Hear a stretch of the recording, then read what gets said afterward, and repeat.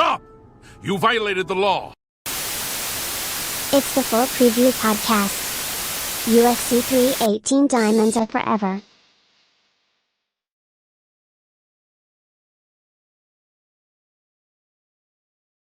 What's up, guys? I'm Feño. This is the full preview for UFC 318. Not the strongest offering that we've seen for the UFC this year, but we have a great main event because it is the swan song for my favorite fighter, Dustin Poirier, rematching Max Holloway. If you guys remember, these men have fought each other twice already. They fought during Max Holloway's UFC debut.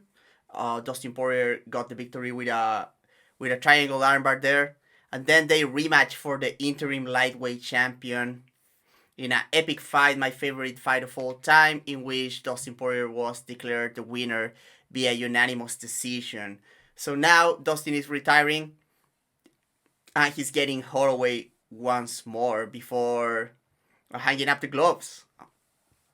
This is a very good main event. I have no complaints about it. I'm like, as a fan, and I'm not a fan of many fighters, but I'm a big Dustin Poirier fan. I'm very nervous about this one. I really want him to win. I think he can, but we'll get into that when I get to the main event, right? We have 14 fights. This is going on at New Orleans in Louisiana, the home state of Dustin Poirier. This is going on at the Smoothie King Center. Such a funny name for a venue. I mean, but all venues have like brand names over in the US, right? But yeah, we have 14 fights. Not all of them are great. We'll get into that. But yeah, let's get right into the card here. Our first fight of the night is in the flyweight division. We have a bout between Carli Judice and Nicolle Caliari. Let's begin with Carli Judice. A volume kickboxer, a southpaw, Judice likes to keep her range, but despite that, she's not only active but also very aggressive. While a lot of her game revolves around double attacks from the rear side, in particularly body kicks and straight left, to then convert into the high kick, she's actually active with her lead side with a decent jab and a right hook. She will also use shifting entries to open up different targets, like the outside leg kick on the close sides, or the 1-2 as well. And she will also set up spinning attacks. Judice varies her targets often, and her high volume makes up for a lack of consistent feints or nuanced entries. She's defensively responsible, always moving her head and or her feet after her combinations with good misdirections and some organic defensive reads too.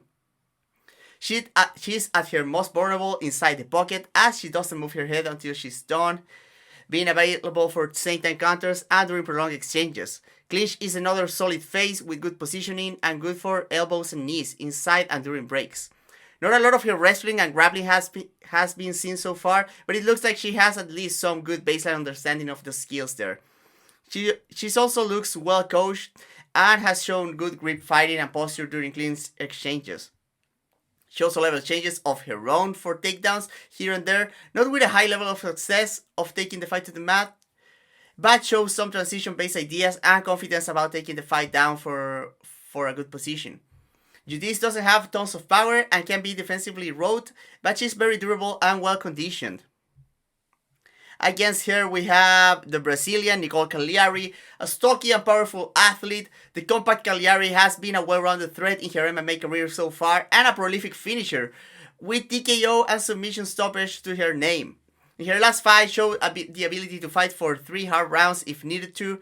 Caliari prefers engaging in open space, where she packs power on her punches, especially her hooks that she throws a bit wide but with solid mechanics. She has many good ideas on the feet, pairing attacks well, attacking in combination to all 3 levels, and countering well during the first layer. She does lack control tools, and that coupled with her below average height means she relies a lot on getting into exchanges to work. Her defense and footwork are mostly solid, but she's open for counters during her own attacks, and it is easy to push her back. Transition and level changes offer another layer of defense. Physically storing the clinch, Caliari doesn't mind pushing a foe to the fence, grinding for takedowns, and she's the owner of a good arsenal of trips and throws. She also has a good eye for strikes during breaks, be it hooks, elbows, or knees. Wrestling from open space is a bit messier, though her stature and speed allow her to find good entries for for her driving outside trip. Excuse me. Bad shots can expose her to headlocks though, but she's a solid scrambler, aided by her athleticism and strength. From top position, she will look for ground and pound from a solid base, staying heavy while looking to land blows. She has finished fights with ground and pound and also getting to the back for the rear naked choke. And from her back, she has shown a sneaky armbar and also inversion and leglock entries. Caliari doesn't have a lot of depth and relies on getting into firefights, but she's decently conditioned and powerful to make up for it.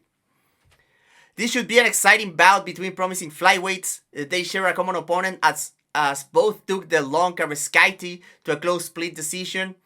Judice should be the more technical kickboxer, especially at open space, and will have the southpaw advantage here.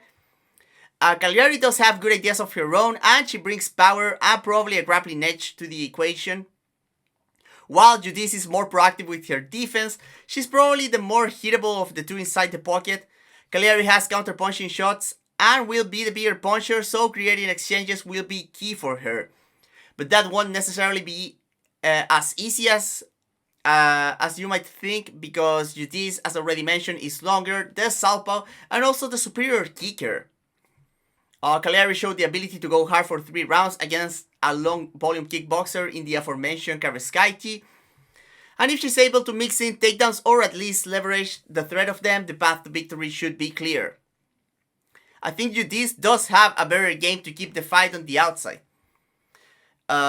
Especially when compared to Brzeski, who falls into the clinch a lot despite being super long. And even though the Brazilian showed up a decent gas tank, I gotta give the cardio edge to the American here. It's really anyone's fight, and certainly one Caliari can take home with the bigger moments, but I think Judice will make it past a shaky start to take over as the fight progresses, so she takes a decision. Next, we move to the first of many middleweight bouts in this card, as we have Bruno Ferreira against Jackson McVey. Let's begin with Bruno Ferreira, a stocky, powerful fighter with a judo background. Ferreira likes to hang in neutral space, switching stances and fading step-ins, looking for spots to explode into range. All about big actions, Ferreira throws almost everything at full power and usually looks for immediate setups in his combinations, like leg kicks to throw off the balance, backing up an opponent into a flying knee, or using the expected reaction of a punch to set up the following one. His constant fading and stance switches and shifting entries allow him to deal with his usual height and reach disadvantage surprisingly better than you would expect for a fighter with no nuanced jab.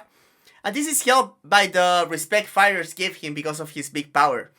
Ferreira is also a counter threat, and while he's not a pocket boxer, he has good eyes and timing, and he can punish people sitting still after their combos. A credentialed judo black belt, Ferreira is a strong wrestler and grappler. His stocky frame not only makes him hard to take down from open space, but he's expectedly strong inside the clinch with a big array of throws, hip tosses, and foot sweeps. He's also a good sprint grappler. When he gets taken down, having good fundamentals about disarming grips, building a base, and escaping during transitions. If he gets stuck on the bottom, he's patient about waiting for spots to explode, to reverse, or create space and movement. Ferreira is a physical force, and his game makes a lot more sense than one would originally expect, but his lack of nuance, especially as a defensive striker, is his biggest problem so far. Coupled with his undersized frame for the division. He's durable and carries power late into fights, but all of his big actions do make him tired in the long run, and his grappling loses effectiveness when he's not able to explode. Against him we have Jackson McVey, a long southpaw who plays somewhat of an old-school Muay Thai and BJJ game.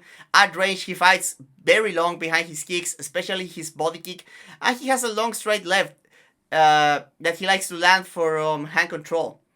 His left leg attacking all 3 levels and him poking with the legal leg tip and the occasional jab help him establish the long range he likes. Framing with the lead hand to angle or grabbing clinches are his main ways of defending. Head movement has looked lacking so far. McVey is very good inside the clinch, being well versed in a variety of grips and having good posture to land consistent output of knees and elbows.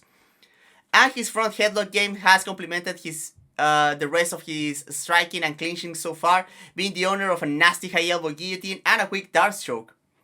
Not much else is known about him, as he has been all about quick finishes as a pro, and his level of opposition has been nothing to write home about. He does train at a decent gym at St. Charles MMA with fellow UFC fighter Charles Johnson, and he does have the size for the division. There's a chance he might struggle against more physical and athletic opponents in the UFC, and how he looks in a hard fight or when put on his back for prolonged periods is a question mark. We have a contrast of builds and styles as Ferreira welcomes McVey to the UFC. Ferreira is a massive step up in competition for the American, and while he'll have to deal with a big height and reach disadvantage, he brings some interesting looks to the table. The Brazilian obviously brings big power to the table, and McVey hasn't shown a lot of pocket boxing in his career yet. But Ferreira is also more than a decent grappler, especially in scrambling situations, and his judo background means he's a handful in the clinch. McVey's all the way out, all the way in approach might have to be more carefully navigated here, unless he wants to eat punches in the pocket or wants to concede a takedown inside the clinch. His long kicking game and ability to intercept with strikes will come in handy though, especially if he's able to figure out the shifting entries of the Brazilian. Even though it was just once each, Ferreira has been both KO'd and submitted, and McVey is a finisher capable of delivering both.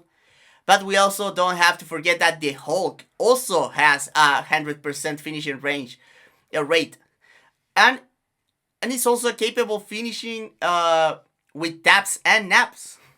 McVey has an interesting style for the fight, and he's certainly skilled and capable of finding yet another finish, but I think the jumping competition level coupled with the physicality and well-roundedness of the Brazilian will be too much for him at this stage.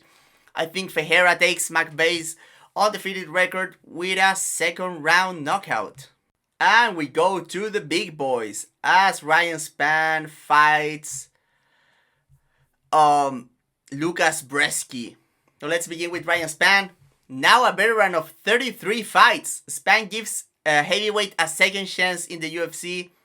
His first trip to 265 wasn't a success. He looked physically in shape and big enough for the division, but he lacked control, and this led to gassing early against Waldo Cortez Acosta.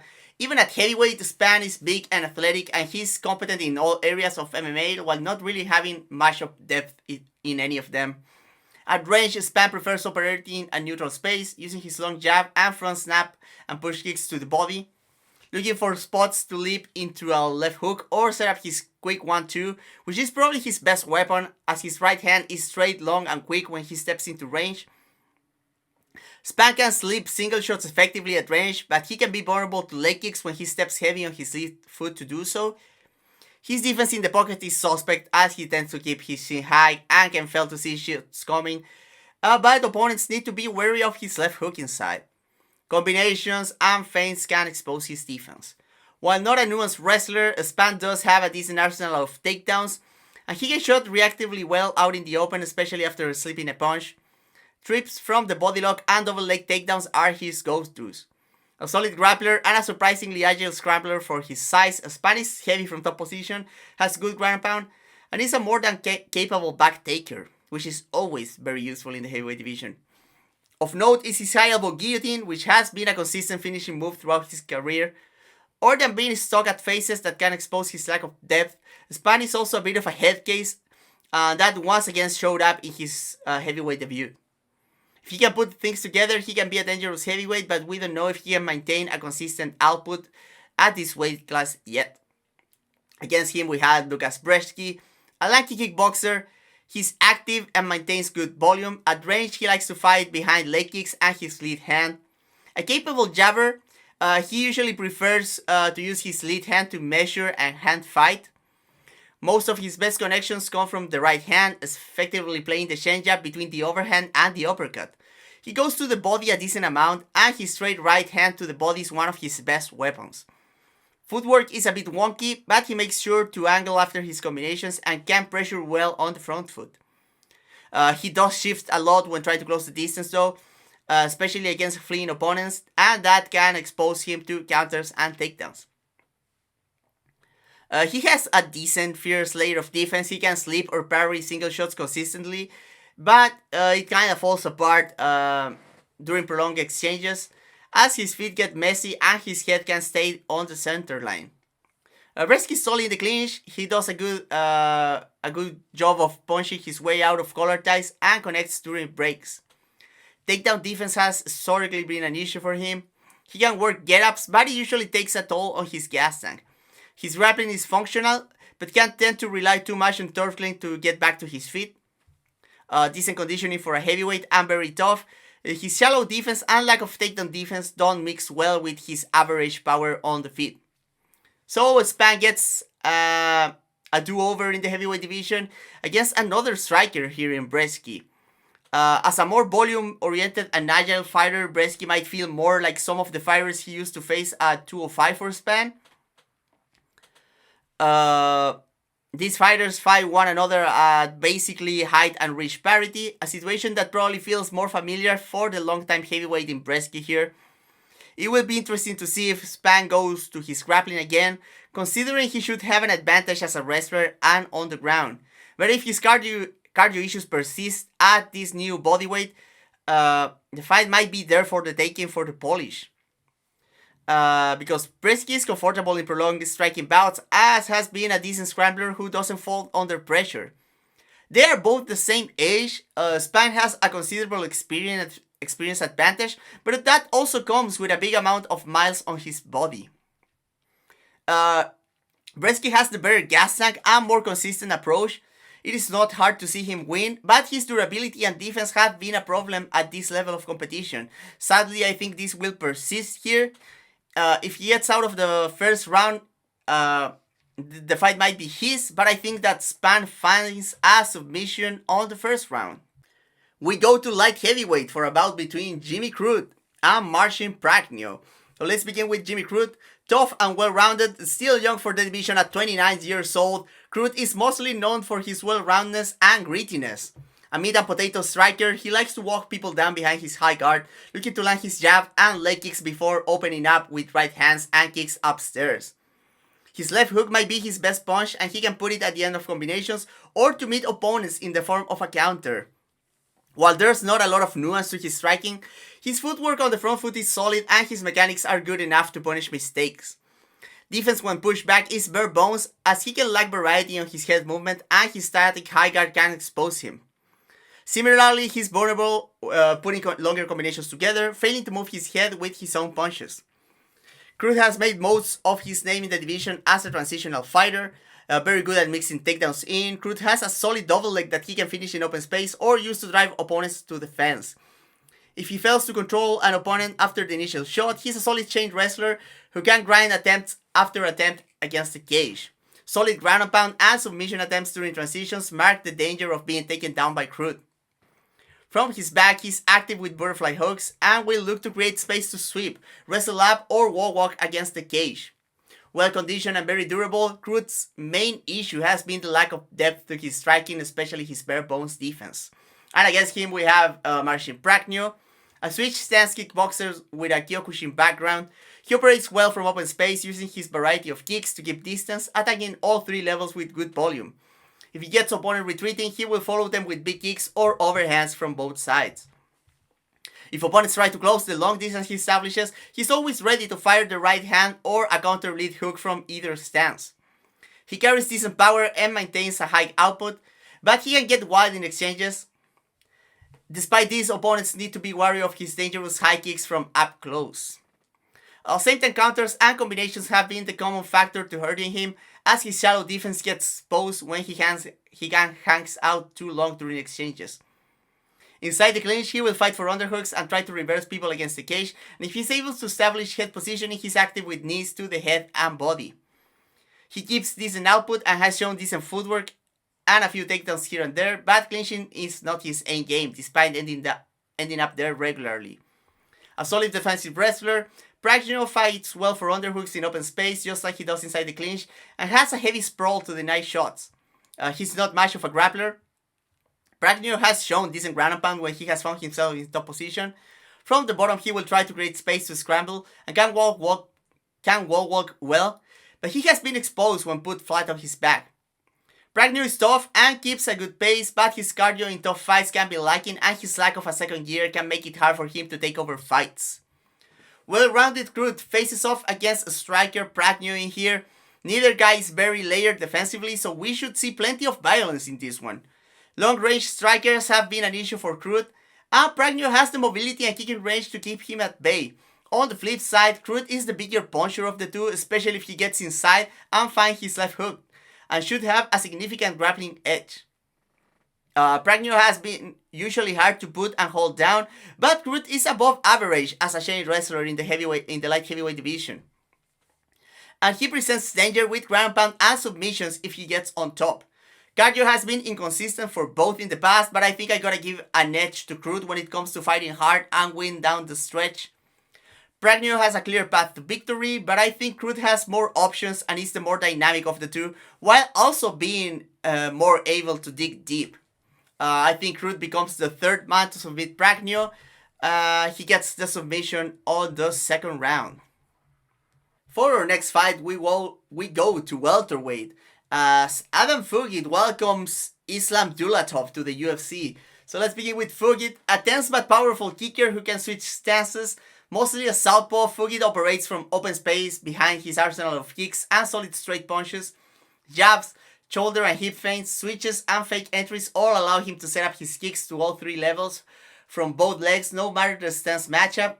And if he gets opponents running into him, he likes to intercept their entries with kicks or his counter lead hook. Fugitt is not much of a boxer, but he carries respectable power in both hands. His defense relies mostly on his good distance management, but he can also move his head decently well to both sides, especially when drawing attacks with his jab. Hand movement during his combinations and during exchanges can be lacking, and getting tagged on his way in or with prolonged combos have been an issue.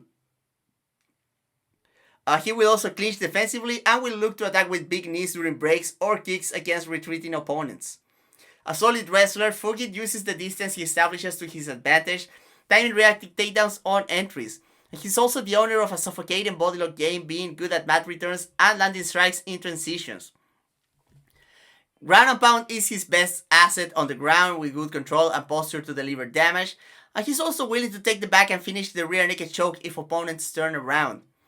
Fugitt is built for the division and reasonably well conditioned considering his big actions. Lack of control tools and his shallow defense have cost him in the past. Against him we have Islam Dulatov, a pathologically aggressive fighter and very dynamic. The long Dulatov fights from a long bouncy stance, managing distance with his in and out movement, looking for spots to open up with his combinations. He usually looks for a reaction to his jab or a kick, or he enters off a counter opportunity, jamming kicks or countering off a lean back. He opens up with heavy and quick combinations, alternating hands with power, sometimes sneaking body shots. Knees and elbows against the fence allow him to break guards and damage covering opponents when the punches aren't finding their targets. While his distance management and timing are good, and he will move his head when drawing out counters, his head remains on the center line during his own combinations, and he relies largely on his speed, powers, and reflexes to either eat or reactively avoid shots coming his way. The clinch is another strong point. Dulatov is very good at punching over collar ties and is good at landing knees and disrupting the balance of foes with trips.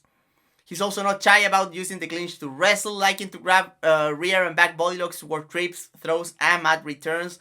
From top position, he's dangerous with big ground and pound, but he's also an agile and opportunistic submission artist during transition. He has been taken down while being aggressive and has been reversed from top position, but he has been consistently quick at scrambling and getting out of bad positions. Other than some clear defensive flaws and some potential gas tank issues, Dulatov has excellent attributes all around. He's big for the division and athletic, but it remains to be seen how he deals with athletes of a similar level of skill and size in the UFC. An action fight at 170 pits two dangerous finishers against each other. Dulatov comes with the hype, undefeated since losing his pro debut, and having finished every single outing, his dynamism is apparent. Fugitt was himself a prolific finisher in the regional circuit, and he might be the best mix of size, athleticism, and skill Dulatov has faced so far in his career. Dulatov has a 2-inch height advantage, but Fugitt makes for it with a 2-inch reach advantage and long legs to complement his kicking game. Fugitt will probably want to keep Dulatov on the outside with his kicks and make him lead to counter him and move on the outside. Dulatov for his part will want to let his hands go with his combinations, and while he has to be careful with counters, he has a good shot at hurting Fugitt if he finds him. Fugitt cardio isn't stellar, but he's the more experienced of the two, especially against high level opposition, and therefore I think a longer fight favors him. And he seems to be a similar level of grappler and not lacking behind in physicality either, so he might do something on the mat down the line. And while the American is good at moving on the outside, I think it is his comfort with taking the back foot that makes me side with the Chechen fighting out of Germany here. I think Dulatov opening up against the cage and his ability to mix in body shot, knees, and elbows are going to be able to overwhelm Fugitt for a first round knockout. We're back at middleweight for our next one, as Ateba Gautier fights Robert Valentin. Let's begin with Gautier. A big and athletic striker, Gautier is calm and collected most of the time on the feet. He's a bit stiff and still raw, but he throws with good technique, making his reach count and keeping his weight under him. His jab and 1-2s are quick and straight, and he often changes level with them, looking for spots to open up. His right hand, big left hook, and switch left kick are his most dangerous weapons, and he has good eyes, timing, and sense of rhythm to find them. Knees to the body and head are also a great asset for him. He can step with them from range, or he can counter with them grabbing quick collar ties. Gautier is responsible with his feet, controls distance wins, and often pivots after his combinations to keep himself safe. Head movement is limited, but he has some ideas about shoulder rolling and blading his stance with the left hook before retreating. Very physically strong, Gautier is dangerous with his aforementioned knees inside the clinch, but he mostly uses his physicality to stay upright in conjunction with good footwork to circle out and open up during clinch breaks. Wrestling is still a work in progress. His strength can bail him out, especially if he gets to the fence, but he makes mistakes addressing grips during chain wrestling sequences. We gotta say he's the owner of a monstrous sprawl when he gets the timing right though.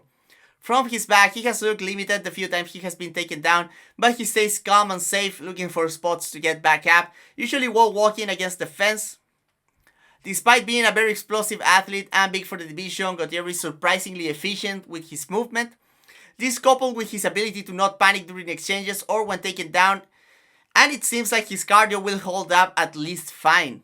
The sky is the limit for the Cameroonian, but he's still very raw and there's a lot of questions about him against higher tiers of the division. Opposed to him we have Robert Valentin, an aggressive, well-rounded fighter. Valentin doesn't have much process, but he's competent and violent in all areas of MMA. Valentin operates at range behind his jab and a variety of kicks from both legs, looking to counter with good instincts at any chance he sees.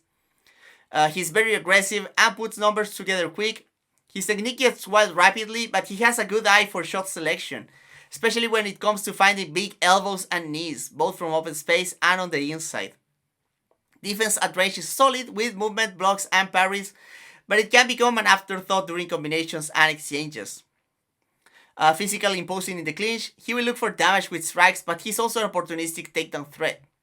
A good scrambler and submission grappler, Valentin is very resourceful as long as there's movement, and he has quite a few dominant positions where he excels. Mostly the back take, liking to flatten up foes for the top to look for ground pound and the rear naked choke, and also the scarf hold, from where he can finish armbars or do damage. His soul sense has exposed him to strikes during exchanges, but also to takedown entries in open space, especially to the legs.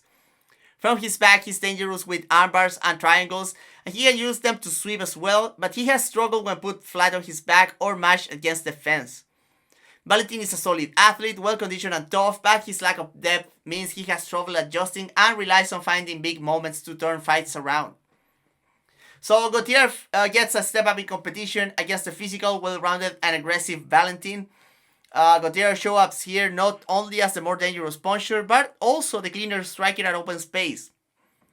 Valentin does have good eyes and feeling for targets though, and his wildness might be able to bring out the worst out of Gautier. Valentin is also a physical fighter with a gas tank and a better grappler to boot. Gautier needs to either end the night early or control the exchanges with his long-range tools. I would trust Valentin to pull off the upset if he was a better wrestler or had a better process on the feet to generate the exchanges that he wants. But even if he got those exchanges, this is a scary fight for him as Gautier has tremendous power.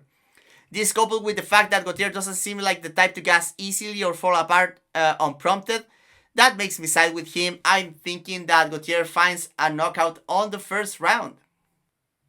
We go to welterweight for our next fight, as Francisco Prado fights Nikolay Veretennikov.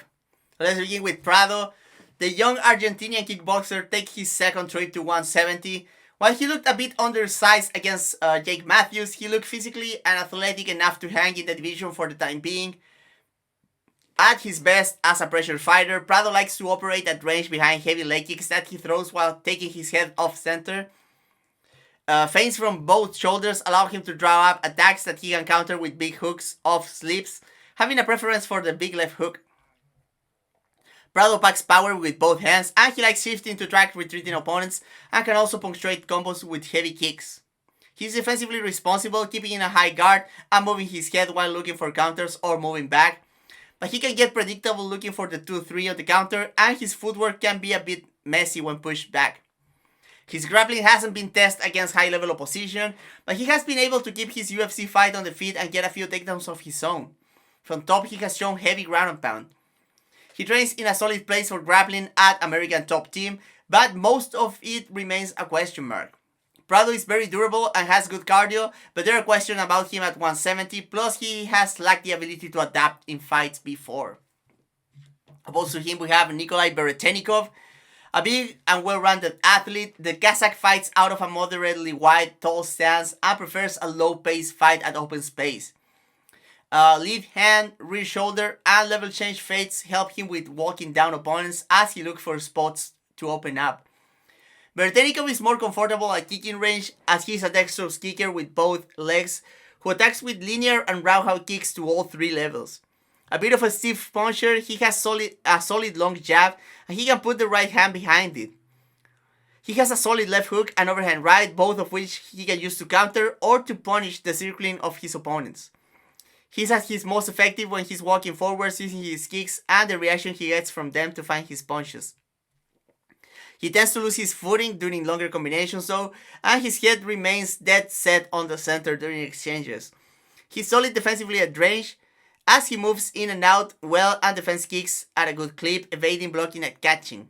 Defense inside the pocket is lacking, though, as not only his head movement is scarce, but he tends to keep his chin high. His solid footwork patches this somewhat. Strong and decently technically inside the clinch, Veretennikov is the owner of solid knees and is very hard to take down in bodylock situations, but his output is low. Despite his tall stance, his takedown defense is solid, as he has good hips and fight grips well. But he has been taken down while losing his stance moving forwards and has had trouble with nuanced chained wrestlers. Veretennikov is well-rounded and heavy-handed, but his gas tank is just average, and his low output means he doesn't control the initiative most of the time. So Prado fights another big welterweight in his second shot at the division. Veretennikov is a difficult fighter when dealing with a size disadvantage. He's long and strong, which means his kicking range tools and smothering clinches can be troublesome. Prado has been getting better at closing the distance, and while the Kazakh carries power in both hands, he's stiff and vulnerable inside the pocket. American Top Team, Prado's gym already game planned successfully against Veretennikov for Austin Vanderford. Unlike Prado, Vanderford is a wrestler though, but he seems well equipped to deal with the longer fighter with feints to push him back and counter him when he shifts into range, which are good ideas that Prado can interpolate into his own game. While the matchup seems hard for Prado, especially considering the length disparity, I think it's his volume and gas tank that will allow him to not only compete, but probably take over and find answers as the fight goes on. I think that Prado wins a decision in this one. We're back at middleweight as we have a fight between Marvin Vettori and Brendan Allen. So Vettori, a well-rounded meat and potato southpaw. From range, Vettori is all about the 1-2, using feints and finding hands to adjust the distance and step deep with it, usually from the outside angle. Decent speed and power. They are often undermined by his punching mechanics and accuracy. He can counter or close combos with the lead right hook, and he can surprise with long uppercuts when he has fighters expecting the straight left. Hard roundhouse kicks to all 3 levels and a hard stepping knees round up the rest of his striking game. Physically strong, Vettori often finds himself in clinches as he grabs them reactively or he corrects his blitzes going into them. He fights grips and uses solid head positioning inside, but he can tend to stall against defense. He's better when he's looking for knees and elbows. A solid wrestler, both defensively and offensively, his best asset is that he doesn't stop working after the first move, be it chaining his takedown attempts or just looking for the next answer when defending a takedown or looking to get back up. Solid BJJ fundamentals, he has very strong base from top and can land decent ground and pound, but he can rush positions and lose his advances when he's working under pressure. Historically well conditioned and very durable, Vettori has looked a lot less willing to put volume and exchange in recent outings. His lack of adaptability and how much he depends on his steady and consistent game to win rounds has been flaws for him. Against him we have Brendan Allen, a well-rounded Kill Cliff FC product with a grappling background. Despite being only 27 years old, excuse me, or is he 29? I mess up my notes here. How old is Brendan Allen? Excuse me. I wrote 20, like he's obviously not 20. I think he's 27 or 29. Let me get it. He's 29, okay. Okay, let's get back to it. Despite being only 29 years old, Allen is very experienced with 31 pro bouts and half of those coming inside the UFC. Allen fights out of a bouncy stance in range, looking to either put his powerful kicks to use or enter range for a short dodge style combo. His use of body shots and elbows are as part of his combinations open up targets and help him with inflicting damage. A solid jab and constant fading help him with controlling the initiative. Solid defensively, Allen will look to move his feet while using his lead elbow and shoulder to block and deflect shots. When pushed back, he will try to actively hide behind his high guard while looking for counter spots or to get back to open space.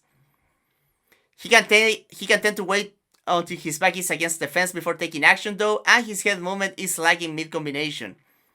As an MMA native, Allen is a solid transitional fighter. He's good at blending his combination work and footwork into clinch entries.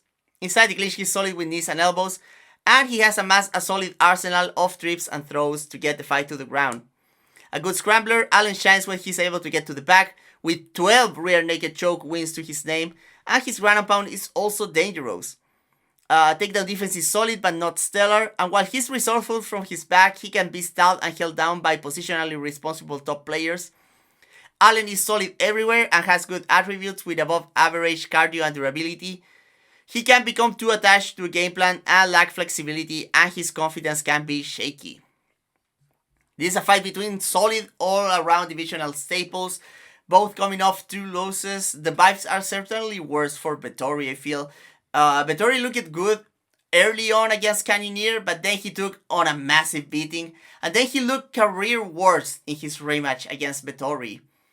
Allen on his part looked unconfident after being successful with his grappling in round 1 against Imavov, and then had a very close fight with division dark horse Fluffy Hernandez. Vettori's durability, consistency, and physicality have made him a difficult fighter to beat throughout his UFC career, but now he seems less confident, less focused, and working at a lesser rate. Allen, on the other hand, has had consistency issues himself, but he's the more dynamic and dangerous fighter of the two and seems to still be improving through small steps. On top of that, Allen has been historically comfortable in open stance matchups, which might take away one of Vettori's usual advantages. I think Allen being a winning jabber, kicker, and combination puncher against southpaws, plus the more active fighter, means he will probably have the edge here, even if he can take the fight down where you expect him to have a solid advantage. I think Allen puts on the volume and finds the bigger strikes en route to a decision victory. We go to 135 bantamweight. We have a fight between Kyler Phillips and Vinicius Oliveira Lockdog. Let's begin with Kyler Phillips.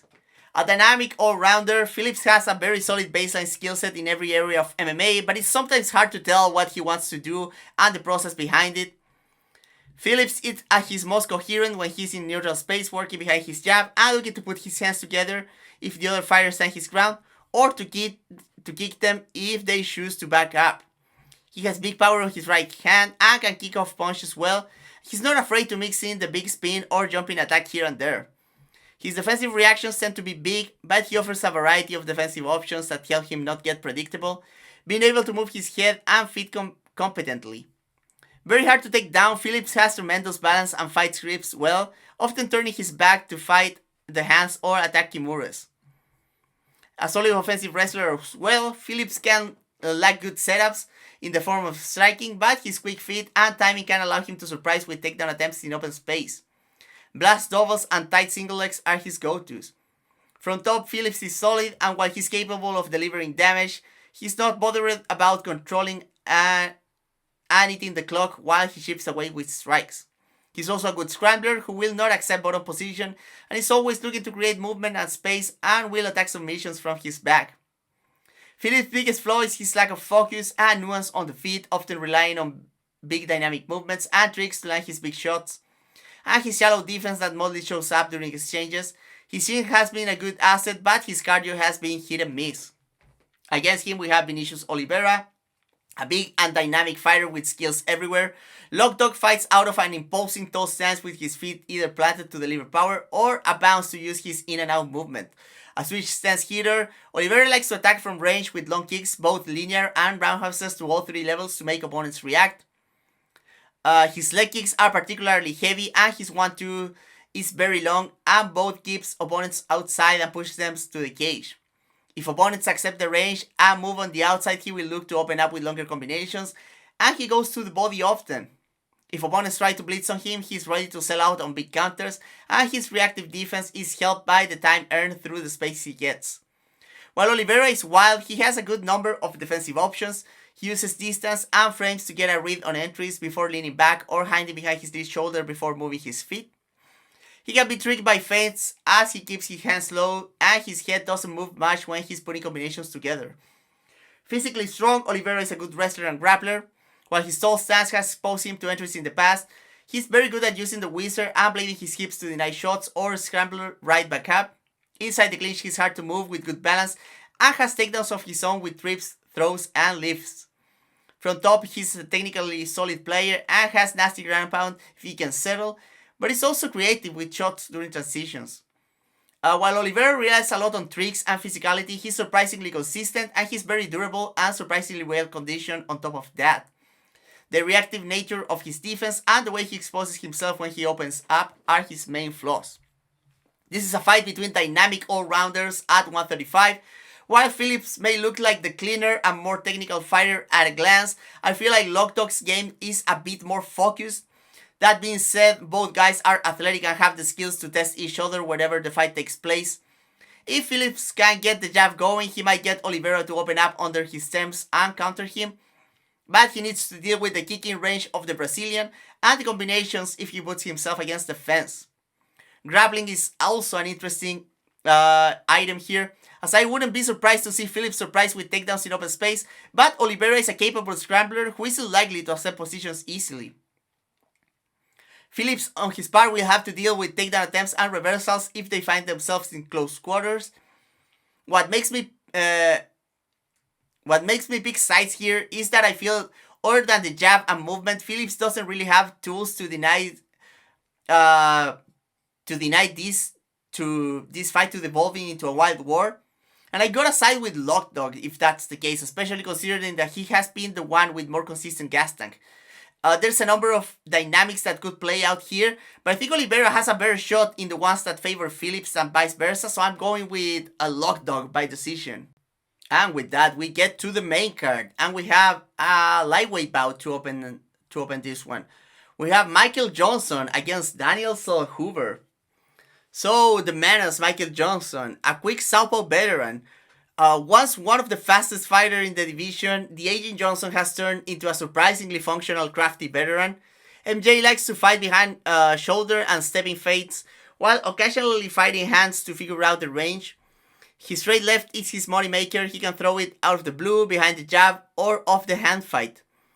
It's a very quick punch and he goes to the body often with it while he figures out setups for it to land to the head. Johnson has good footwork awareness and is quick to counter with jabs or lead right hooks at any entry coming from the outside angle. Kicks to the body add with variety and competing at range. Johnson is at his best when he can set up a trap with his footwork and can open up with combinations, be it on the counter or leading. Usually finding range with the straight left before unloading with a heavy right hook that can be followed up by uppercuts or hooks if necessary. Johnson control of distance, active blocking, good footwork, and counter threat make him solid defensively, but his reactive nature has gotten him blindsided more than a few times throughout his career. A former collegiate wrestler, Johnson has had a complicated relationship with grappling in MMA. A solid offensive wrestler, Johnson is good at using his striking to set up doubles and singles near the perimeter of the cage. His first layer of takedown defense is very solid, helped by his speed, footwork. He's quick to fight grips and angle or just proud shots. But he can tend to make mistakes during prolonged change wrestling sequences. From his back, he can be a good mat wrestler if he gets movement going, but he can get frustrated easily if put flat on his back. At 39 years old, Johnson is still an athletic presence in the division, even if years have taken a toll on his speed. For Johnson, other than his lack of adaptability and flexibility, the biggest problem has been consistency and lack of focus when fights get tough. Against him, we have Daniel Zellhuber. A long kickboxer, the Extreme Couture product has a massive reach, and despite being a good kicker, he does most of his work with his hands. Using his jab and rear straight to draw counters, sliding out of range, and coming back with his check hook, follow-up rear hands, and sneaky uppercuts. Zellhuber has a good eye for openings, and his volume gets better as the fight goes on and he starts finding his jab consistently. Other than his long reach, Zellhuber is also constantly taking proactive defensive measures, be it moving his head after his combinations or angling out when exchanges get messy. He can freeze behind his high guard when he gets surprised though, and his punches are a lot stiffer mechanically when he's forced to throw back as opposed to throwing his calculated counters under his own terms. Active in the clinch, he uses his long limbs to find knees and elbows. Not much of a proactive wrestler, his takedown defense has looked very solid. Not only it is hard to get past his punches, but he fights grips well and uses his lever to his advantage in clinch situations against the fence. As a tall and long fighter, he likes knees during transitions and he likes to dissuade level changes with the threat of them.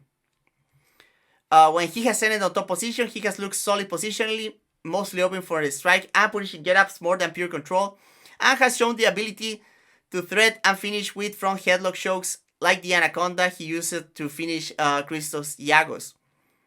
Despite his good habits, Zellhuber has looked at his most vulnerable when pushed back and when he's forced to exchange in 50-50 scenarios, where his lanky frame and long punching mechanics make him clumsy instead of a dangerous sharpshooter. That coupled with his tendency to take a while to find his jab are the biggest issues so far for the very promising fighter, who has shown to be durable and well conditioned.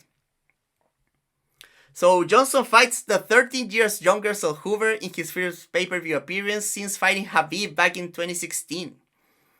Zellhuber also comes into the fight with a decent height and reach advantage. For Johnson, the clear path to victory is to catch Zellhuber in an exchange after convincing him to throw from a bad angle. This is probably harder said than done, especially if Zellhuber finds his jab and uses it to control the initiative. The Mexican fighter is at his most vulnerable when throwing with his head on the center line. That's the best place for Johnson to throw numbers and find the big right hook. Zellhuber will have the advantage of variety here, and he would be smart to use his kicking arsenal a bit more in this fight to keep Johnson reacting defensively. I don't think wrestling is likely to play a big part in this one. Both are better defensively than offensively in this matchup. Zellhuber might see some sketchy moments in round 1, but once he finds the jab and ups the volume, I think he will be able to frustrate Johnson's usual setups. I think that Zellhuber will win increasingly wider rounds en route to a decision victory here. We go to featherweight for our next bout. We have Dan Ige against Patricio Pitbull. So let's begin with Ige. The stocky and athletic veteran remains an active player at the top of the division. Mostly unorthodox, Ige fights at range behind feints and big single strikes, forcing their opponents to lead for counter opportunities or to close the distance aggressively. He's known for his shifting entries, mostly to set up his left hand, putting multiple punches together while switching stances, often attacking the body and head. Ige is content pressuring or fighting at neutral space, getting into exchanges, as he is a boxer puncher by trade. Stiff kicks allow him to compete at range, but the lack of a nuanced jab can translate in him having trouble maintaining a steady pace and closing the distance against longer or mobile foes. On the counter, he's dangerous with both hands, and once again, opponents need to be wary of his left hook. Ige makes the most of his counter opportunities, attacking in combinations and tracking fleeing opponents with big strikes. Defense is solid, if not outstanding. Ige moves his head well and has solid footwork, but can be hit mid-combinations or set up with feints. A solid wrestler, Ige is constantly changing levels into strikes, and on top of that, his stocky frame means he's good at setting powerful double leg takedowns in open space. He can have trouble getting denied early on shots and ending up on the bottom fighting to get up though. He's also content to grind singles and doubles against the fence if the situations call for it, and his physical strength and cardio shine in those situations. From top, Ige is punishing with ground and pound, especially if he gets opponents stacked against the fence. And his submission defense has been outstanding, having never been submitted despite engaging in grappling with the likes of Korean Zombie, Diego Lopez, and Bryce Mitchell. He's dangerous using transitions to his favor, but has been surprised by transitions from his opponents on the flip side. Ige is durable, powerful, and conditioned, but he can fail to make adjustments outside of his wheelhouse in close fights, and he's usually a bigger finishing threat early in fights. Against him we have the legend Patricio Pitbull. A veteran of 44 fights, the former Bellator two-weight champion has a second shot at getting a UFC win. Stocky and powerful, Pitbull is better known for his one-punch knockout power, but there's a lot more to his game. While sometimes adopts a bouncy karate stance, lately he has been fighting out of a narrower, more planted one. Feints and a quick jab and heavy leg kicks allow him to hang around waiting to implement his counter game. Cross counters and counter soft slips are his specialty, as he packs vicious power and accuracy with both hands. Cagecraft can be passive, but his footwork is solid when he's active about it, being capable of circling and pivoting well. A solid offensive wrestler, his low center of gravity and physical strength allow him to find takedowns against the fence. A BJJ black belt, Pitbull has only been submitted once and is the owner of a very good guillotine. His low output late into his career has exposed him to wrestling exchanges with his back against the fence. From his back, Pitbull is good at avoiding damage and has get-ups, but can be a little too patient waiting for openings. Pitbull is clearly at his best, but he remains a crafty and dangerous fighter with depth beyond his apparent minimalist toolset. His cardio management is good, but his durability has some question marks around it, and his lack of volume can be an issue. So Pitbull gets a do-over in the UFC against a vastly different opponent in than Ige. Last time his low volume approach cost him against the long kicker Jair Rodriguez in a fight that came to a few key big moments in favor of the Mexican. Ige, while dynamic in his own right, will engage with Pitbull in places he's a lot more comfortable with. That being said, we gotta remember that even if they're basically the same size, Ige is 5 years younger and only has 28 pro fights compared to Pitbull's 44. It is safe to say that Ige is a lot closer to his prime than the Brazilian. Pitbull does have quite a few things going for him in the matchup though, in particular his counterpunching against an Ige that usually closes the distance with big movements, and his leg kicks might be key here as Ige has been vulnerable to them in the past.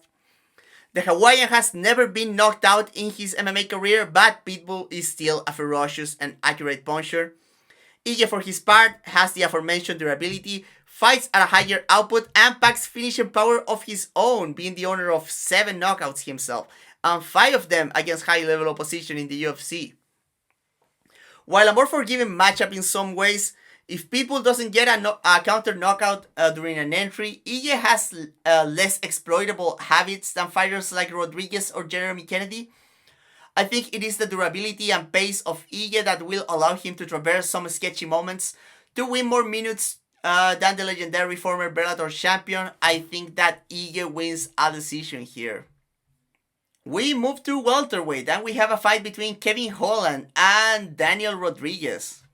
So Holland, a very long and lanky striker, on his second run at 170, this is the best division for Holland to take advantage of his physical gifts and style.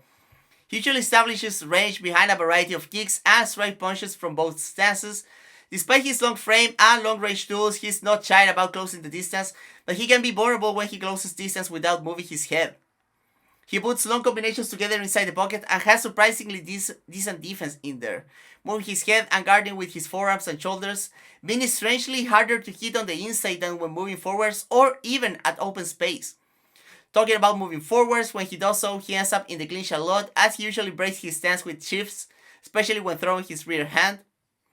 Being in the clinch isn't entirely bad though, as he's good at framing and finding strikes in the clinch and breaks, possessing nasty elbows, knees, and loopy punches that are complemented by his frame.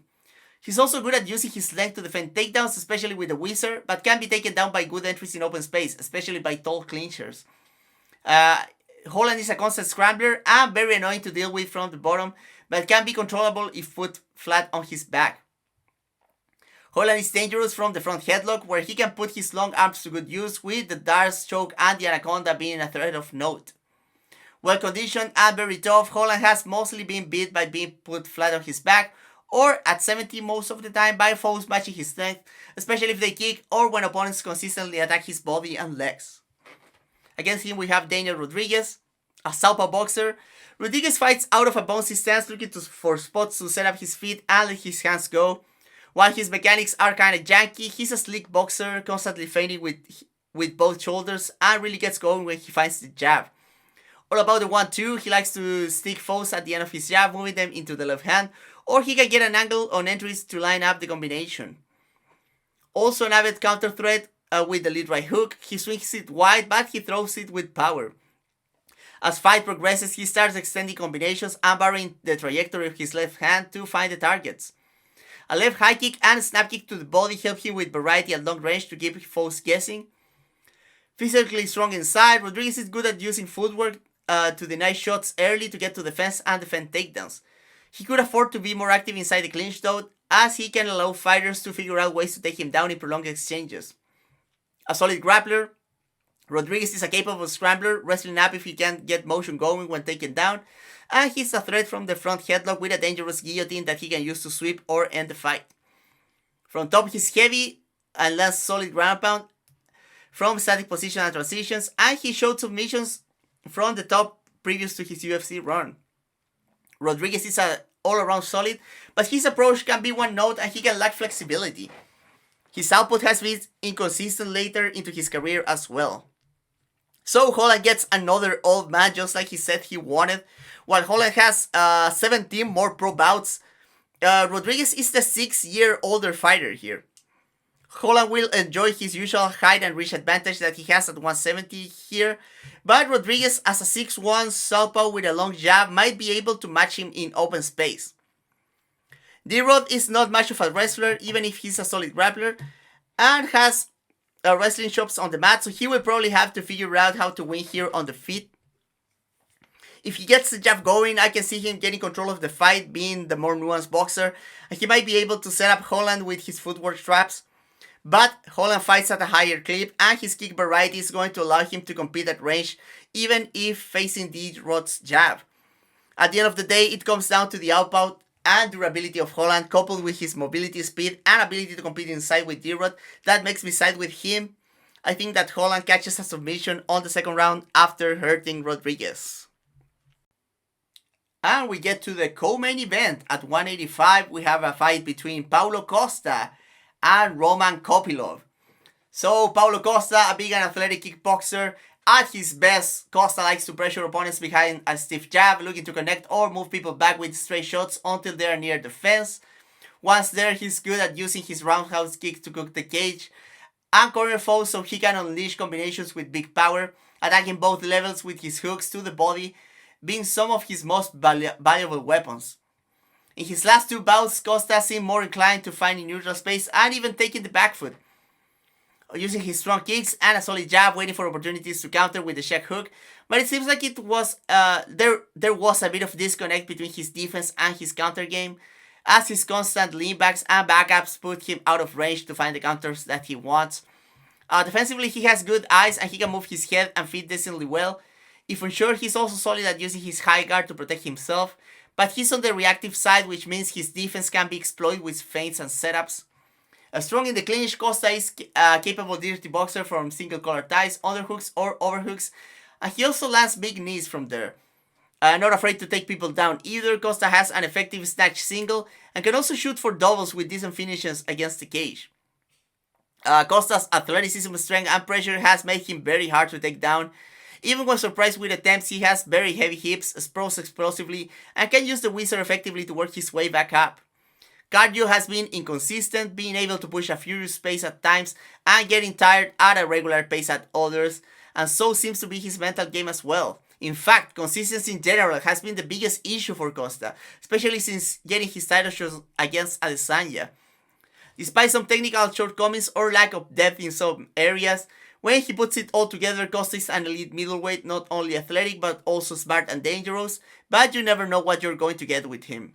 Against him we have Kopylov, a southpaw kickboxer that likes to operate at open space behind a stiff jab. Kopylov feints and good understanding of rhythm coupled with his considerable power and speed usually allow him to dictate the pace and exchanges of a fight. He possesses a sharp 1-2 and a good arsenal of powerful kicks, especially from the left side, but he also scores constantly with a lead outside leg kick in open space matchups. He's good at setting kicks with punches and can also punch off kicks. When he gets comfortable, he puts tight, powerful combos with his hands, attacking both levels with precision and good positioning inside the pocket to remain safe, and this only makes his potent kicking game more dangerous.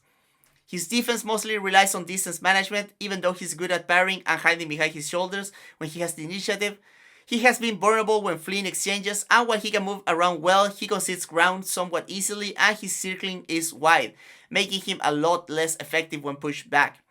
Years of training in Dagestan has turned his formerly weak wrestling into a solid point of his game, especially defensively. He fights grips well and digs for underhooks, but he becomes more vulnerable during prolonged chained attacks and his defense lessens when tired. But he can also surprise with takedown of his own during transitions, having a quick level change. His ground and pound is also dangerous when he finds himself in top position. Explosive, quick, and very tough, cardio isn't the issue that it was in the past, but his ability to fight on the back foot and nuance to his wrestling remain notable issues. Supposing Costa shows up, this should be a high-profile action fight for the division. On his prime, Costa made a career out of pressuring southpaws to the cage and melting them there, which is exactly what you want to do against Kopylov. But it is hard to tell if that version of Costa even exists anymore. Costa struggled trying to outfight Strickland and got outsmarted on open space against Whitaker and Whitaker's jab. Kopylov is technically sharper and more immediately dangerous than Strickland and Whitaker, but he fights a more straightforward fight than either of them. And while certainly Kopylov has nuance and sophistication to his game, you would expect Costa to figure something out against him if allowed. If Costa doesn't show up in good shape or doesn't have many ideas to begin with, Kopylov I think will eat him alive. I don't think Costa will immediately go to his all pressuring ways, but for some reason, whatever reason, I will trust him to figure out that he has to push Kopylov back here. I might regret this, but I think Costa might find the pressure that he needs, and I'm choosing him to win via second round knockout here. And with that, we get to our main event. We have a rematch. The third fight to close the trilogy. We have Dustin Poirier against Max Holloway. And something that I haven't mentioned yet is that this is for the BMF title, no one cares.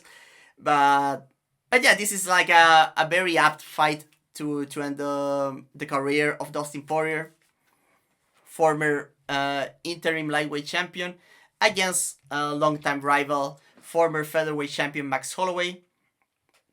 So let's begin with what have these guys been up to since their last fight. So let's begin a bit with Poirier. So Poirier, as we know, he won that fight, unanimous decision against Max Holloway. That was 6 years ago, more than 6 years ago actually. He went to fight Khabib Nurmagomedov in a fight that I don't think he looked very good in. he didn't quite fight the right fight. He still had Khabib in trouble like twice. Like he kind of like stumbled him with punches at one moment, and then he got him like in a very tight guillotine. And I'm not just saying, like, it was Khabib, the guy that said like that was the closest that Nurmagomedov was to ever lose, in the words of Khabib, when Dustin had a very close guillotine, and Dustin should have used that to sweep, but he went completely for it. Then Dustin came back, had that banger of a fight, an all-timer with Dan Hooker, maybe the best like Apex fight of all time. Became a superstar by beating Conor McGregor, beat Conor McGregor again. That got him another title shot against Charles Oliveira in a fight with, I think, like, Dustin did not look his best, and also I don't think he was like physically all there. And he had the wrong approach when it came to the grappling. Dustin then came back, fought Michael Chandler, won a very gritty fight. Then went on to fight Justin Gaethje in a rematch. Dustin previously beat Justin Gaethje in way to get that title shot against Max. Sadly, Dustin got kicked in the head in that fight. Just like the wrong read situation kind of thing. He got knocked out, like out cold, so we gotta like consider that. That's like the first time that we'd seen like Dustin like super out. Like that was a worse knockout than like the Conor or the Michael Johnson. You're gonna see that Dustin was like awake immediately after those. He went to sleep hard against Justin Gaethje. Then he came back against Benoit Saint-Denis. I don't think Dustin looked good there either. I mean, he looked physically decent, but he fought like a very silly fight. But then he killed Benoit Saint-Denis. And then somehow, like, Dustin gets that final title shot against Islam Makhachev. And he looks very good in that fight.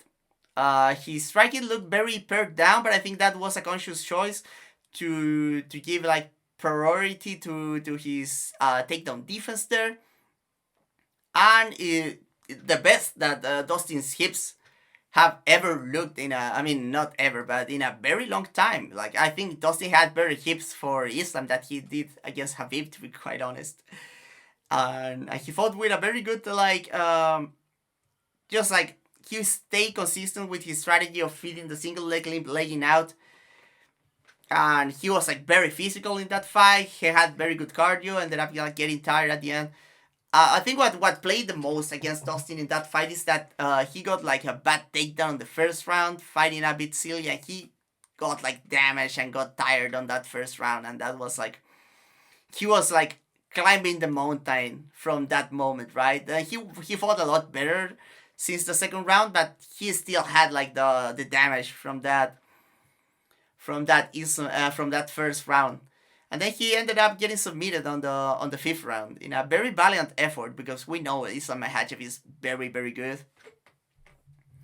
Holloway, on the other part, Holloway was the featherweight champion when he fought Dustin. He went on to beat Frankie Edgar in a very easy fight. Frankie Edgar like very busted right at that moment and wasn't able to threaten Holloway with any kind of takedowns. And then Holloway met his match in Alexander Volkanovski. They had a very close fight the first time around, but that everyone thought like Volkanovski took, with a game plan that revolved around leg kicks. Then they had the rematch.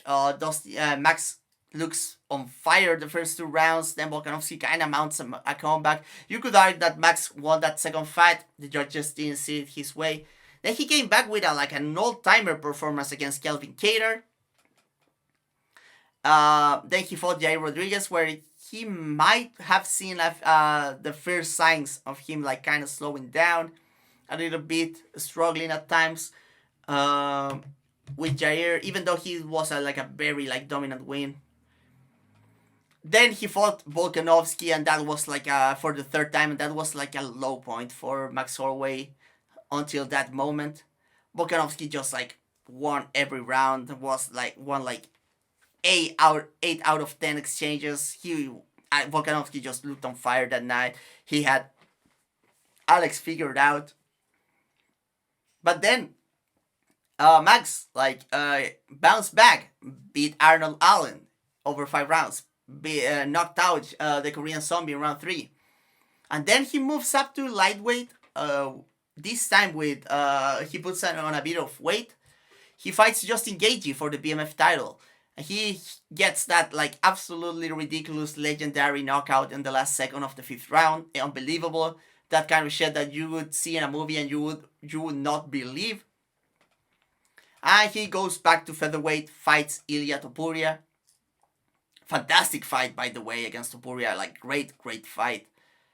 But gets knocked out bad by a left hook. A follow-up round and pound. And now he gets back to lightweight and he's fighting Dustin here. So just giving a bit of context to this.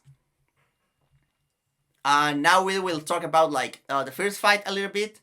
What changed since. And we'll be talking about some potential predictions. So dynamics of the first fight.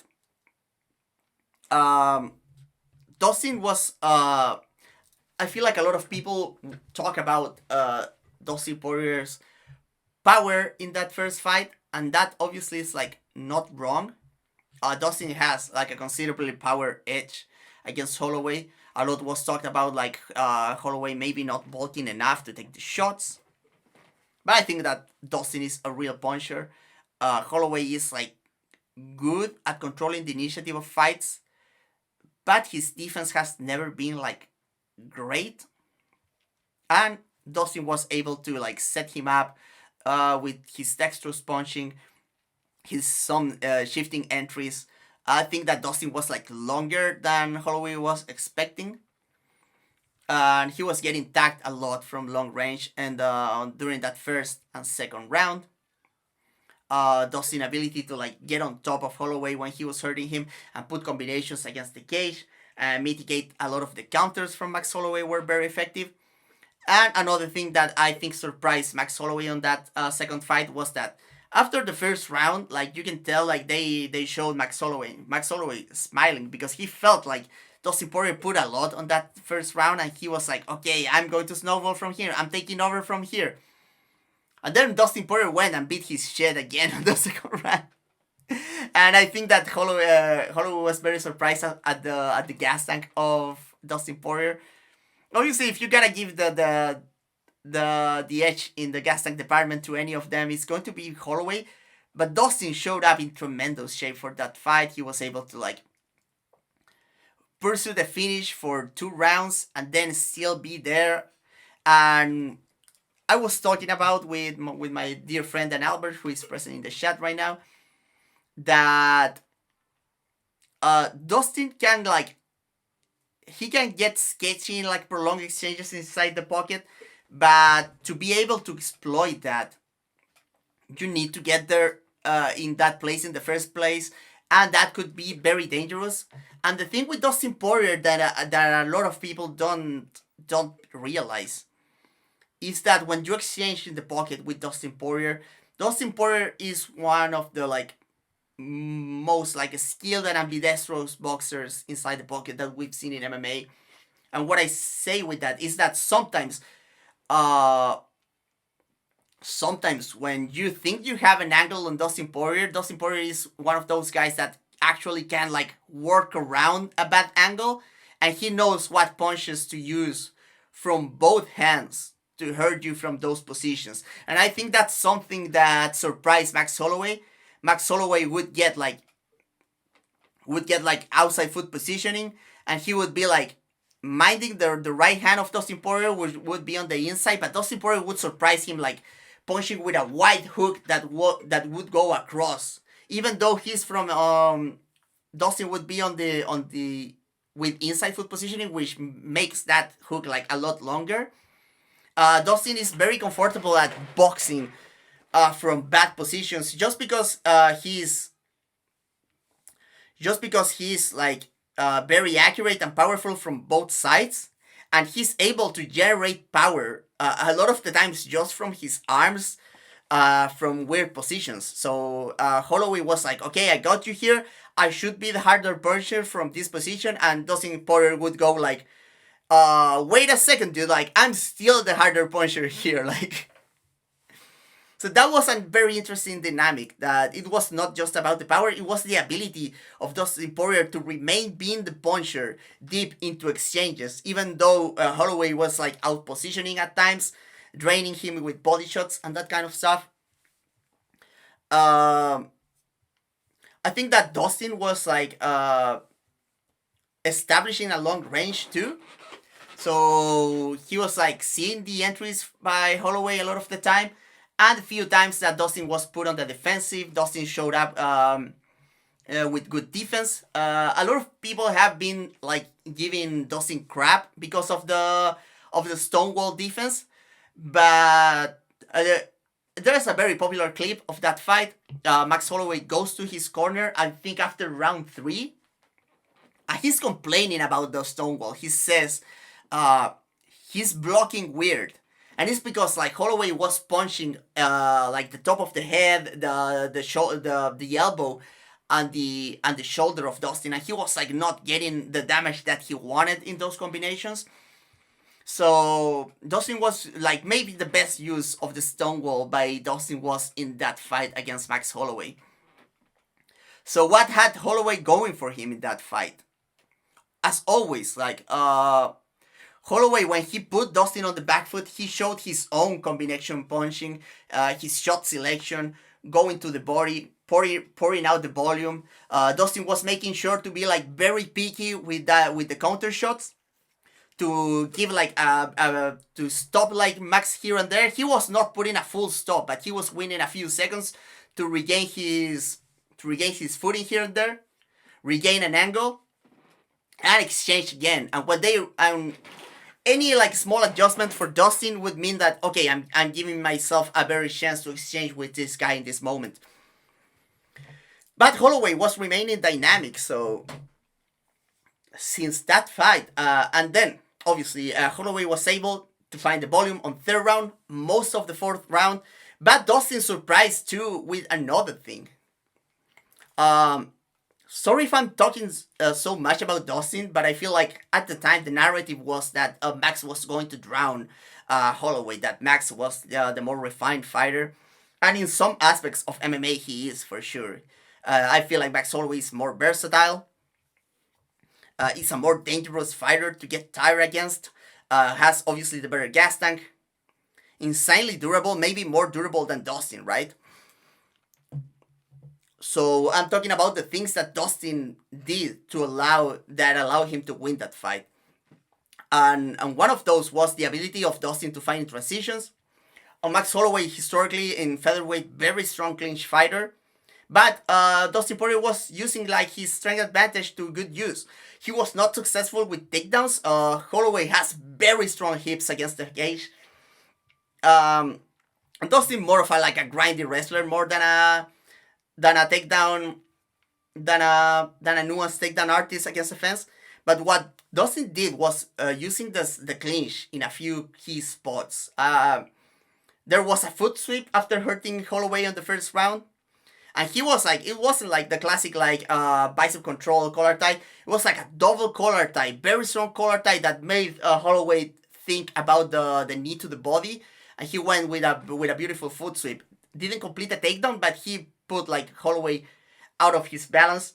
And then on the 4th round, you have the big knee that Dustin landed in transition. Dustin is also famous about like punching very hard inside the clinch, which was also another thing that played a decent part in a few times.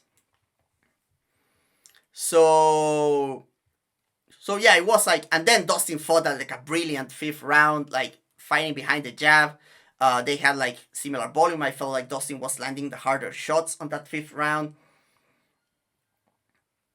Then he tried for a final takedown, didn't get it, but I think he did enough. So what has changed since? I feel like Max has had like better showings since. So I think that he has that going for him, right? Max Holloway is the younger fighter in this fight, for sure. I think he's 3 years. Let me recheck my stats. But yeah, Max Holloway 3 years younger than Dustin Poirier, right? Yes, he is. So Max is 33. Dustin is 36. Max has had 34 professional bouts, and Dustin 39. The amount of damage that both guys have taken has been very high.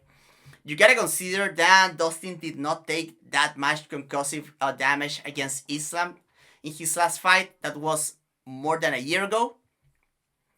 While Holloway was 8 months ago, he was knocked out bad. Like the bad knockout that Dustin was in the receiving end of was against Gaethje. That was almost 2 years ago. Holloway, less than a year ago, bad knockout. So you gotta consider that, right? Now, I think Holloway has been dialing back the volume in the last few performances. Even against like Arnold Allen, when he started snowballing, he was fighting at a lower volume. He was still very active in all the fights against the Korean Zombie, against Gaethje, against Ilya.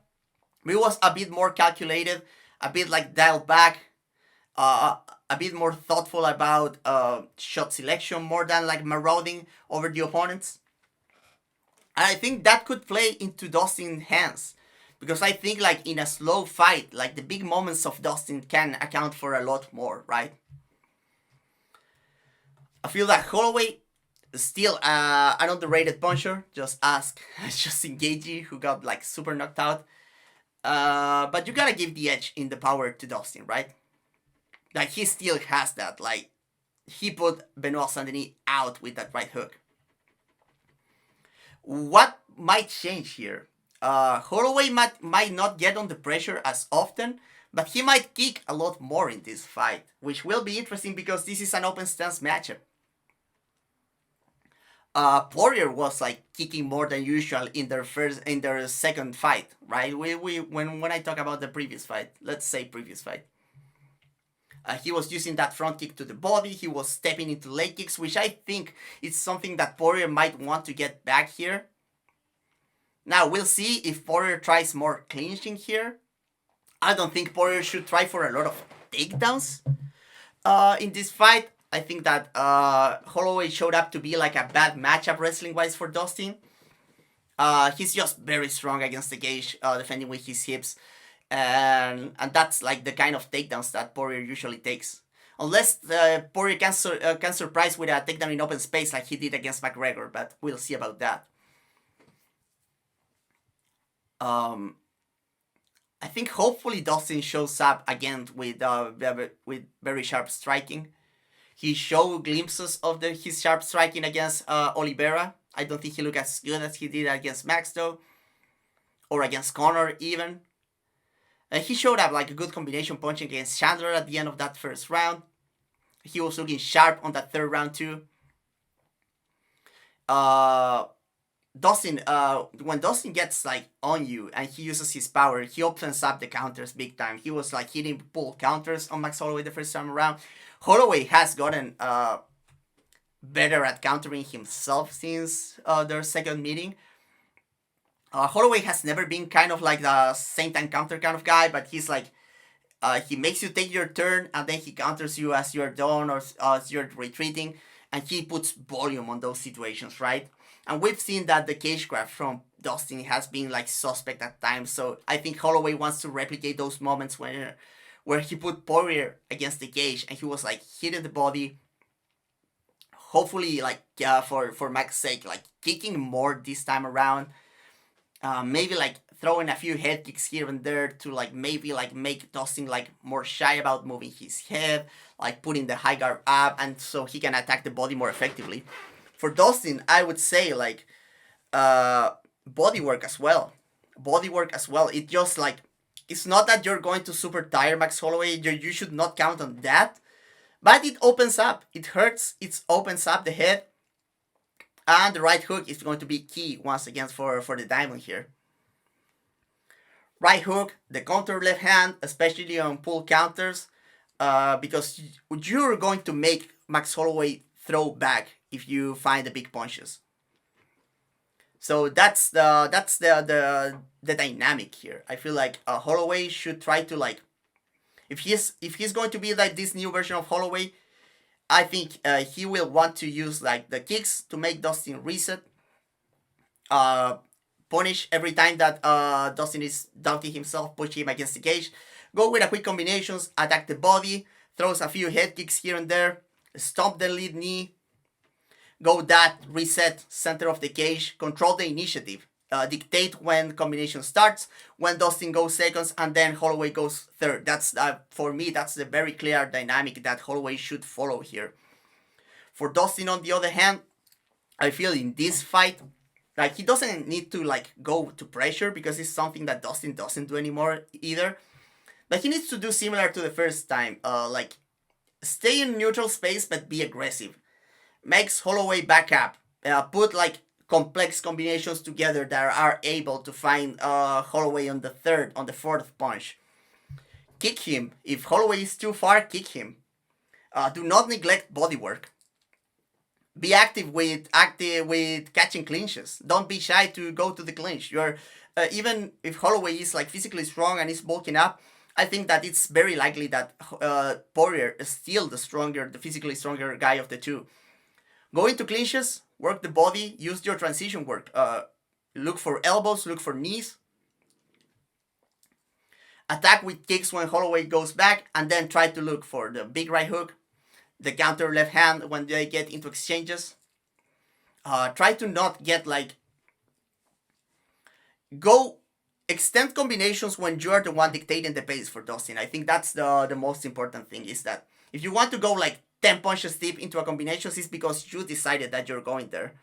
If Holloway is trying to extend the combinations, just pick your counter, grab a clinch, get out of there, try to reset. I think that's the dynamic for Poirier. I think, to be like perfectly frank, like I feel like a lot of what we've seen from both fighters, it tends to favor Holloway. But it's not just that I want to believe, it's that at the end of the day, that there are things about the matchup that are like in Poirier's favor. And I think it's like this kind of combination puncher is problematic for Holloway. We've seen like Volkanovski in that third round wasn't like playing Dustin Poirier, but there were some elements of the quick counters, of the controlling the initiative and countering Holloway when he thought that it was his turn, right? And then we saw Ilia Topuria, same thing, like all three fighters, like very different. Obviously, there are similarities between the three, right? Between Volkanovski, Poirier, and Topuria. But I feel it's like that power combination puncher, yeah, and that's something that Justin Gaethje doesn't have. Justin Gaethje is about very compact combinations. Even if you go back and see Justin Gaethje as his pressuring best, what he did was like 1 to 3 punches, and then he gets on top of you again and 1 to 3 punches. And he was not able to like work his counter game against Max Holloway because he's not that nuanced of a puncher. He's good, he has good instincts, but he doesn't have like that finesse and the amount of setups that a guy like Volkanovski, that Dustin Poirier, and Ilia Topuria have. And I feel that that's something that it's a complicated matchup for Max Holloway. I feel like both guys have gotten older. I think like both guys like are not as durable, as conditioned as they were in their second fight. But I think like largely the dynamics remain the same, and it's on both to make like some adjustments. And I feel like Holloway might be the more experimental one of the two. He might bring, especially I think that Holloway will bring a more heavy kick approach this time around. But I think that Dustin will be ready for it. Like Dustin never super great at dealing with kicks, but he has the tools to make like Holloway exchange under his terms. And if Holloway is a bit less durable, I think that Poirier, he's still very durable. He got put out with a nasty kick by Gaethje. That's not a normal strike to it. Like no one survives that, right? And Holloway, he got hurt by Topuria with that left hook, but that's still like a punch from a guy at 145. Like, if there's like doubts again about durability, like I'm not saying that Poirier has the better chin of the two, but in the equation, I feel like when you put like power against chin of the both of them, I think this is a more dangerous fight for Max Holloway. Like Dustin Poirier is a big puncher. And Holloway is like a good puncher. But we haven't seen Dustin Poirier put out by a good puncher yet. We've seen Dustin Poirier put out by like big punchers in Conor McGregor and Michael Johnson when he was like blindsided and not seeing the shots coming. And Max Holloway might be able to find a shot that Poirier doesn't see coming and put him out. That's completely possible. But I think it's a lot more possible that Dustin Poirier puts like a long combination together that exalts the defense of Max Holloway and finds him again. So yeah, I think this might be like wishful thinking.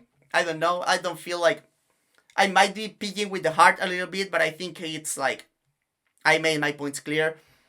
I think this one is going to be a war. I'm very happy that Dustin Poirier gets to retire under this fight. And if Max Holloway wins, like, I'm fine with it. I'll be sad, but Max Holloway is a tremendous fighter.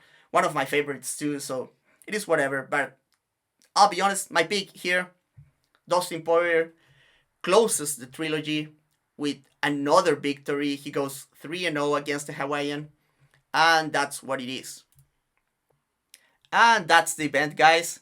So there's not a lot of like super important fights here, especially considering that even in our main event, which is a very good fight, we have Dustin Poirier like leaving the sport. So it's kind of dangerous if he wins, even though I obviously want him to win, but it's like it puts like the division in a bad place. It's a lot better for the sport, in between quotes, if Holloway wins here.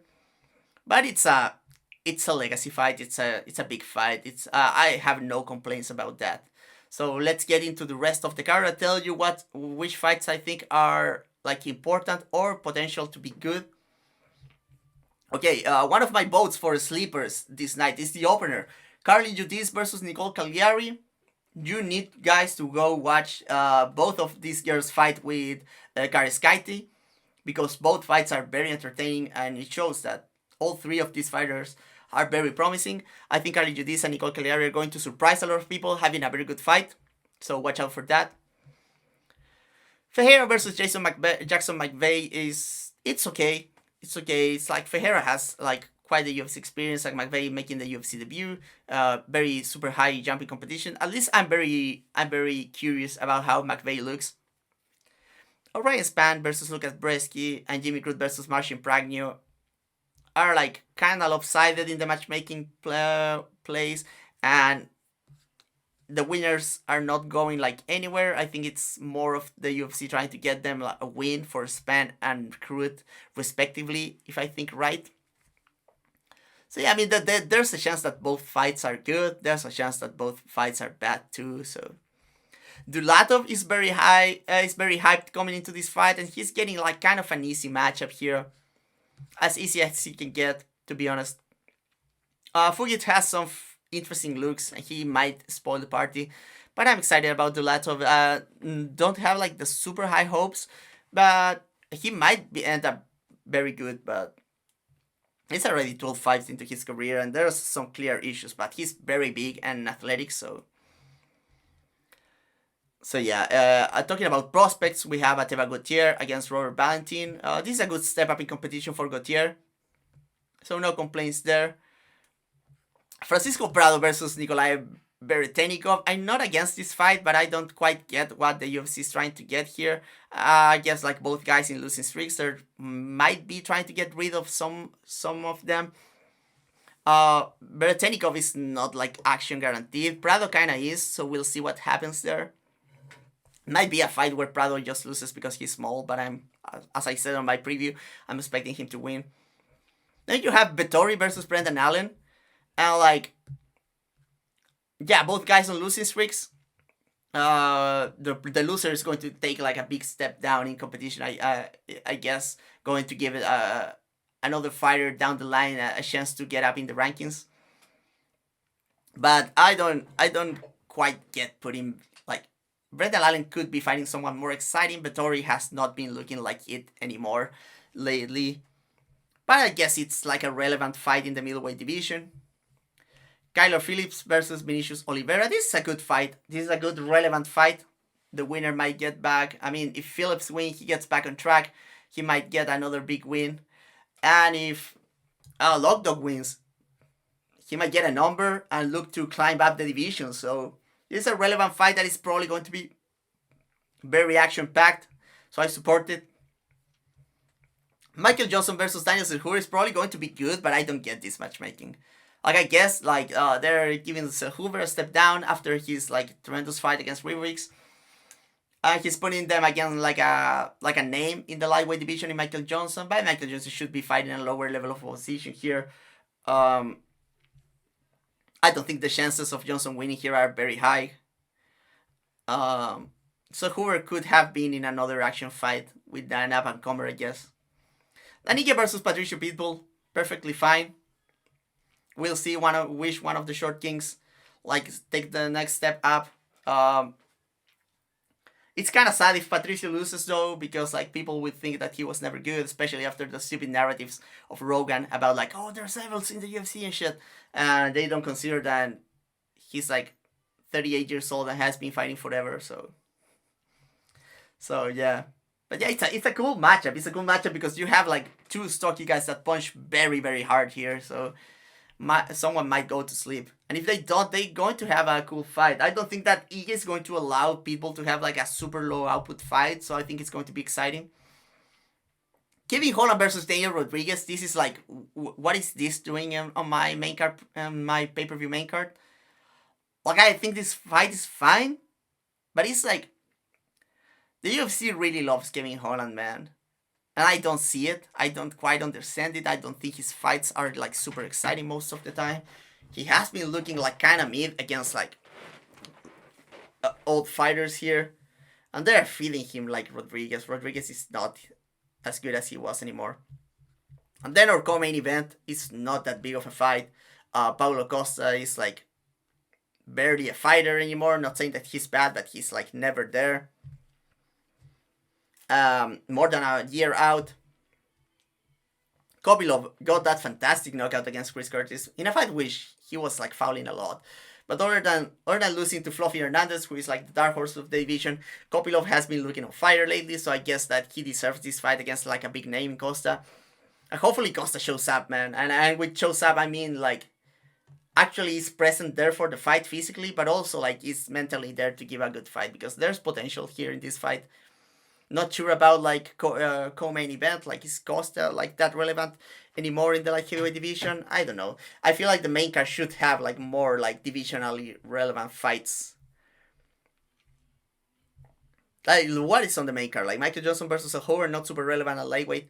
Ige versus Pitbull is a good fight and it's important at 145, but then you have Kevin Holland versus Daniel Rodriguez, and Costa versus Kopylov, and neither of these is like, oh, this guy's like getting close to a title shot, so it is whatever. The main event, I already talked a lot about the main event. I really like it. As the last fight for Dustin, I really like it as a fight on its own. Am I expecting this to be better like the second fight? No, not at all. But it's going to be a cool fight. Might be very sad if Max Holloway absolutely washes Dustin, but that's the way of the warrior, right? So yeah, hope you guys enjoyed the podcast. Thank you as always for joining me.